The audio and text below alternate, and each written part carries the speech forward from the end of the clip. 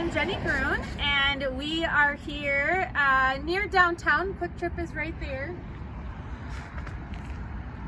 We are at 132 Benson Avenue, and this is a building that we have just purchased with my family in order to make a community center. السلام عليكم ورحمة الله. قبلنا وجني وحاجة فاميلكو أيام وحيد building كان downtown كودو يهاي quick trip gas station كهذا لو بس هاي يكون يهاي so building كان وحلو EBA أو لوكري هذا لوكريستي إن محلج community كسومالي كيكفى إيجستان.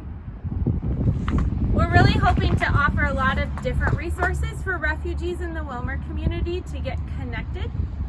Okay, وحاربنا وكفايدسنا علشان opportunity chance كفايدسنا وحنتيجا إنسان كوعاو كل هذا السوق جراية وحياة خصوصا حنتيجا Some of the things that we will continue to do, but will now be in this building, will be the SALT classes and the Raya Community Arts sewing classes. galaashida kala duwan ay sameeyaan doontaa waxaa ka mid ah galaaska oo Englishka lagu baray waaweyn galaaska sharqaanka oo sida wax loo tolo maxaa la jira artiska waxa la paintingka iyo wixii la kala reenay galaasyaasna way sameeyaan doontaa ayagana iyo sawirka sharqaanka tolida. And we would like to start a cooking class, teaching people to cook American food, but also us learning how to cook other foods as well. So a community cooking class where we teach each other to cook. Okay, waxaa kaloo ku jira meesha oo laga baran doono American food. Cuntada American food waxaa u baran lahayn cuntooyinka cadaanka because ilmaheena cuntooyinka cadaanka jecel yihiin school food ka jecel yihiin so guri markaa joogtidna waxay jecel yihiin saa u kariso ayaa lagu baran doonaa halkan galaasyo badan annagana waxay rabaan inay naga bartaan foodkeena annagana inay naga barno. And the other thing we'd really like to do is an after-school program where we help kids with their homework after school. So hopefully that will be able to start up very soon as well. waxaa jira waalidiin badan oo weydiiyay homework ilmaha si loogu caawiyo iyo meel laga caawiyo. Willmar ma lahan meel loogu caawiyo homework ilmaha adar magaalooyinka sidiiska kale way haystaan meel ma loogu caawiyo homework but right now hadeer Willmar ayaa furaysa meesha ilmaha homework loogu caawin lahaa oo casharada loogu waxeen lahaa middle school high school elementary cunug kasta ay inta loogu caawin doonaa homework-yada after school program lahaa.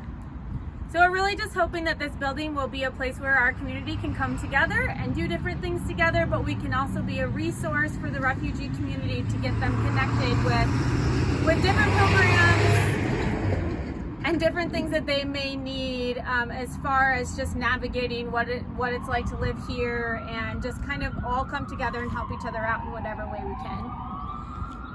sidoo kale meeshan waxaan ugu talangalay inay ahaato meel community-ga ah oo community-ga lagu caawinayo dadka cusub oo imaanaya qaxootiga ah oo refugeega imaanaya dadka maxaa la jiro ku cusub meeshan oo de wadanka wali aan la qabsanin iyo qaabayshinkii iyo soo wadanka u shaqeeya waxaas dhan ayaa looga caawin doonaa teeda kale bilkan idinka idin gaday Soomaali hadaa tihiin saa wadanka oo la qabsataan wax badan uga faa'iidaan wax maxaa la jiro lacag liin ka rabana ma ahan imaada soo orda hadii ilaahay meeshan sida u dhaqsaha badan wala fur doonaa.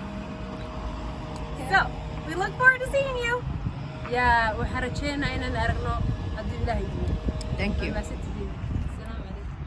waa kana downtown magaalada Willmar waaye quick trip waa kana US Bank waa ka marka bartamaha wuxuu ku yaalaa oo downtown-ka awday malaanina insha Allah gabadha turjumaysana waa Faadimo Yusuf building-kana waa kana marka la habeeyo la hagaajiyana waa la idin sheegaa insha Allah bina la kareem waa kana building